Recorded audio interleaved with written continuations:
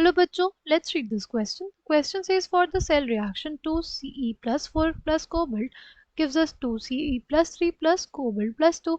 E naught of the cell is 1.89 volt. E naught of cobalt plus 2 से cobalt कितना दे रहा है हमें minus 0.28 volts. What is the value for E naught of cerium plus 4 से cerium plus 3? Right? The key concept for this question is E naught cell is equals to E naught of cathode plus E naught of anode. यहाँ पे anode का क्या होगा, anode पे हमारे पास oxidation होता है, इसलिए एनोड का ऑक्सीडेशन पोटेंशियल होगा. ठीक. और कैथोड का क्या होगा, कैथोड पे रिडक्शन होता है, इसलिए कैथोड का रिडक्शन पोटेंशियल होगा. अगर दोनों के ही हमें रिडक्शन पोटेंशियल के टर्म्स में लिखना होगा, क्या हो जाएगा ई नॉट ऑफ कैथोड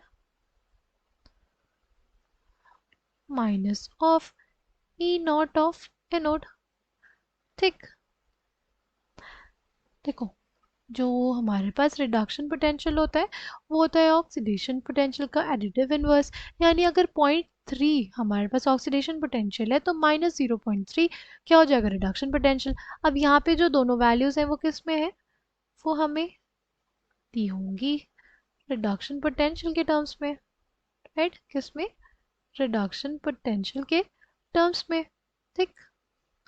इस रिएक्शन को ध्यान से देखें, रिडक्शन किसका हो रहा है, सीरियम का, और ऑक्सीडेशन किसका हो रहा है, कोबाल्ट का. कोबाल्ट का ऑक्सीडेशन स्टेट में इंक्रीज हुआ ना, कोबाल्ट यहाँ पे जीरो ऑक्सीडेशन स्टेट में है, यहाँ पे +2 में गया, यानी इसका ऑक्सीडेशन हुआ. यानी ये ऑक्सीडेशन कहाँ पे होगा, एनोड पे होगा. और रिडक्शन किसका हुआ, सीरियम का. सीरियम +3 से +4 से +3 बना है ना, तो इसका क्या हुआ, रिडक्शन हुआ. तो हमें बेसिकली दिया हुआ है ई नॉट सेल कितना, 1.89 वोल्ट. हमें निकालना है ई नॉट ऑफ कैथोड, क्योंकि कैथोड पे ही हमारे पास क्या आएगा, सीरम +4 से +3 minus E nought of anode.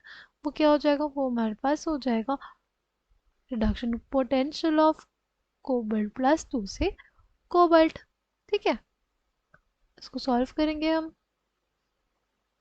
E nought of serum +4 से सीरम +3 माइनस ऑफ -0.28 वोल्ट जगह 1.89 वोल्ट.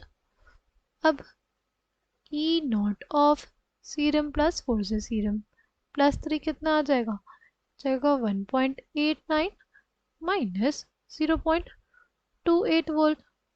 कितना आ गया, ये आ जाएगा 1.61 वोल्ट. कितना आ जाएगा, 1.61 वोल्ट. आई होप आपको ये बात समझ में आई हो. This will be the final answer for this question. I hope you understood it well. Thank you and all the best.